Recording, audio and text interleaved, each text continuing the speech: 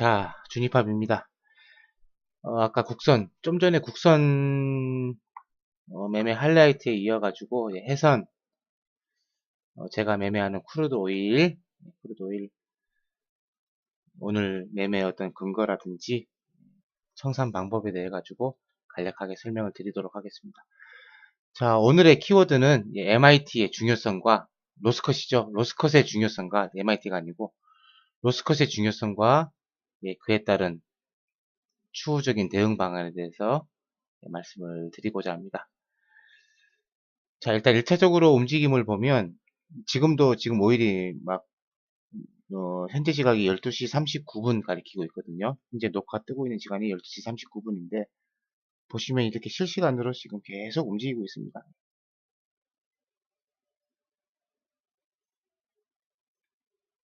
이렇게 계속 움직이고 있죠. 지금 시간도 부지런히 움직이고 있습니다. 46.49에서 왔다 갔다 횡보를 하고 있는 상황이고 동영상 지금 나타나고 있는 현재 그 당시의 시간은 5시부터 지금 녹화를 떠서 움직이고 있습니다.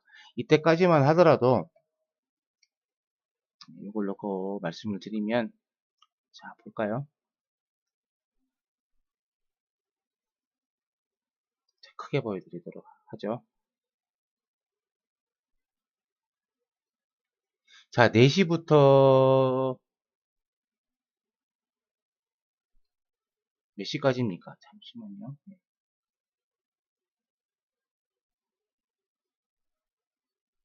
2시 반, 3시 정도부터 4시 한 반 정도까지는 갑작스러운 급락이 나왔었거든요. 나왔다가 5시 넘어서 반등하는 모습이 나오길래 재차 다시 한번 반락할 수 있는 어떤 그런 중립적인 위치에 있어가지고 최초에는 매도 대응을 했습니다. 매도 대응을요. 매도 대응을 45.84 라인에 매도 대응을 했죠.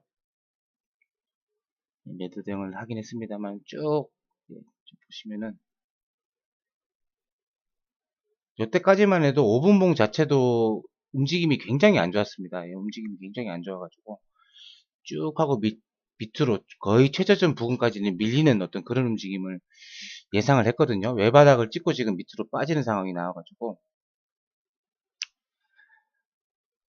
저는 적어도 45.70이나 66 라인까지는 돌파 시도를 하지 않을까라는 생각을 해가지고 매도 대응을 했었는데 제 예측이 빗나갔습니다. 결과론적으로는 빗나가가지고 보시면 자, 여기 라인을 잘 보세요. 여기 라인을 잘 보시고 여기나 여기 라인을 잘 보시면은 어떻게 들어올리는지 보시면 아실 겁니다.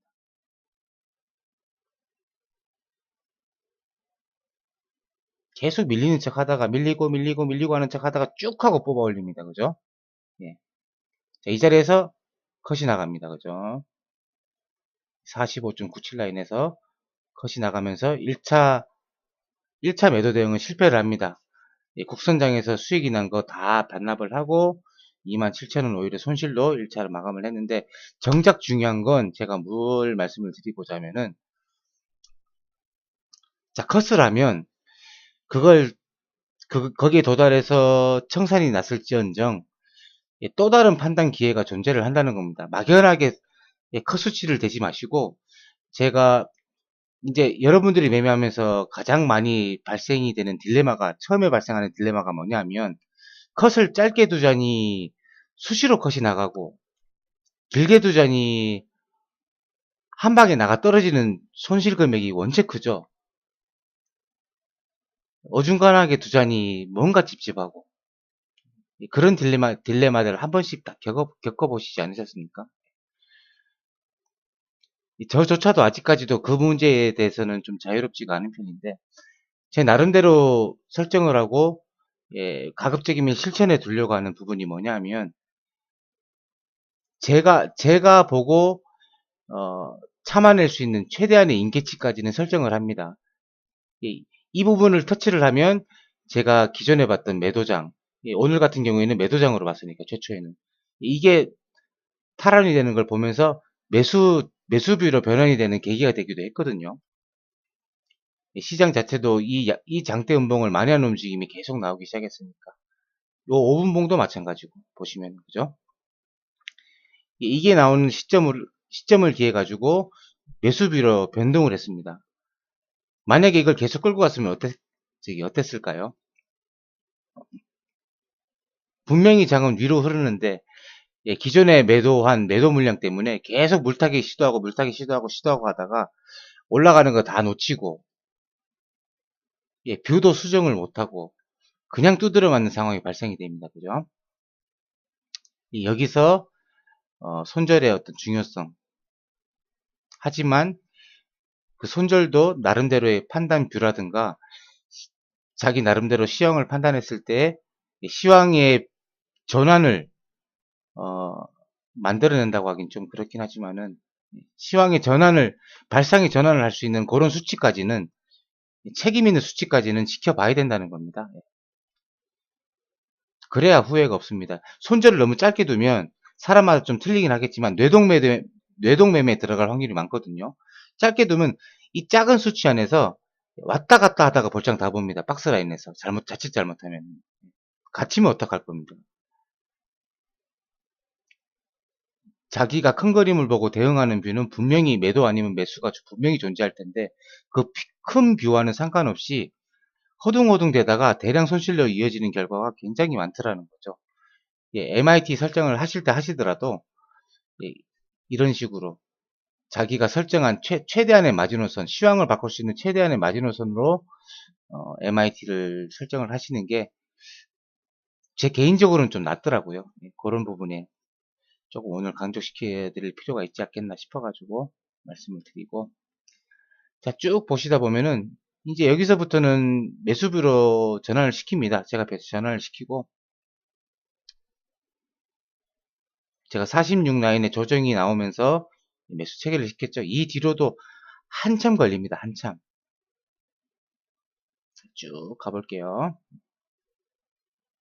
지금 시간을 빨리 통과시켜 가지고 그렇지, 보시면은 1시간 반을 끌거든요. 1시간 반을.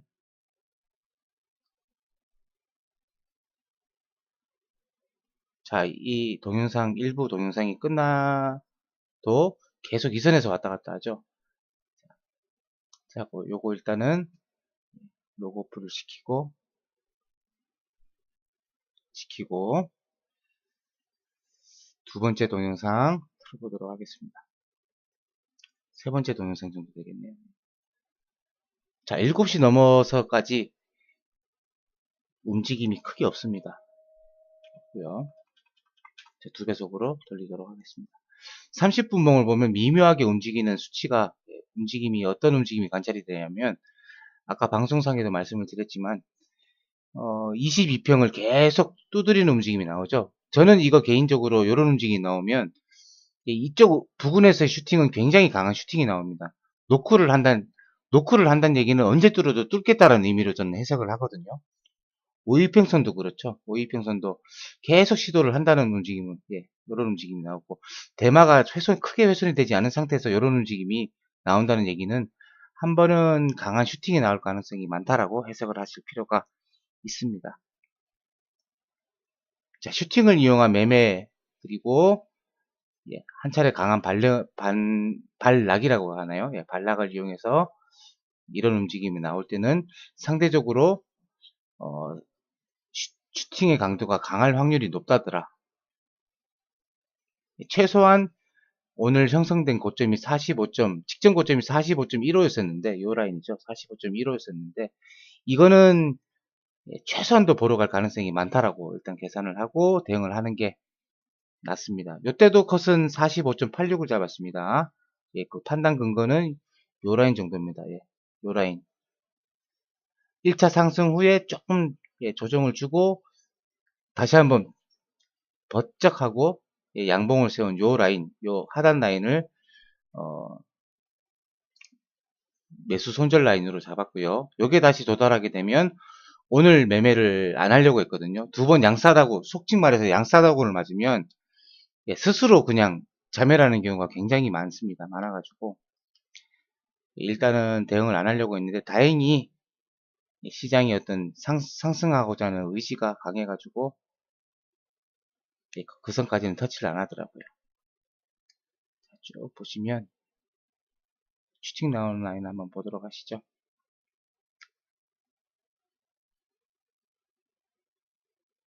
여기 나오네요. 네. 고점 라인에서 슈팅을 어떻게 뚫는가 보십시오. 예. 보통은 여기다가 익절을 걸어두죠. 보통 보면 여기 잠깐 찍고 나가는 거 그런 모양. 예. 보통은 다 익절을 많이 걸어두시지 않습니까? 제 주변에 많은 분들이 익절 걸어두신데 슈팅이 났을 경우에 그 폭을 다 못 먹는다는 단점이 있습니다. 익절을 걸어두면. 예, 저는 손절을 걸어둬도 익절은 그렇게 크게 걸어두질 않거든요. 슈팅을 이런 식으로 강하게 내지 않습니까? 이런 식으로. 30분 봉도 이게 지금 전일 고점 라인이고 요게 피봇 1차 저항입니다. 1차 저항이고 뭐고 없지 않습니까? 쭉 뚫어버리잖아요. 그냥 슈팅 한번 작정하고 내면. 예, 그러면 지난번 금요일 대응과 마찬가지로 1차적으로 요 봉까지 요 고점까지 확인을 하고 자율 반락 후에 예, 2차 상승에서 저는 정리를 합니다. 예, 거의 요렇게 정리를 하거든요. 요렇게 정리를 하던가 아니면 완성봉 즈음 돼가지고 슈팅 다시 한번 나면 그때 정리하고 예, 그 두 가지 보관 중에 하나의 방법을 택하거든요. 자, 이렇게 해서 쭉 보시면 청산했죠? 네, 청산하고 37만 6천원 손절이 한번 나고도 37만 6천원 수익을 네, 실현할 수가 있었습니다. 어떻습니까? 막연히 손절 안하고 그냥 물타기 하는 걸 노리시겠습니까? 아니면 한계약 가지고 특히나 한계약 갖고 대응하시는 분들한테 제가 되물어보고 싶은 부분이에요. 손절을 하고 다른 기회를 한번 노리시겠습니까? 손절 라인만 잘 잡으면 또 다른 기회는 언제든지 존재를 합니다. 증시 격언에도 그런 얘기가 있죠. 손절은 기회의 또 다른 이름이다라는 말이 있거든요. 손절은 기회의 또 다른 이름이다. 제가 다시 한번 상기시킬 필요가 있지 않겠나라는 생각이 듭니다. 다만 이제 그 아까도 말씀드렸지만 작은 손절 때문에 수시로 왔다 갔다 하는 양싸다고 예. 일반 개인들은 저도 마찬가지고 두 번만 손절 나가도 멘탈 그냥 나가버립니다. 그냥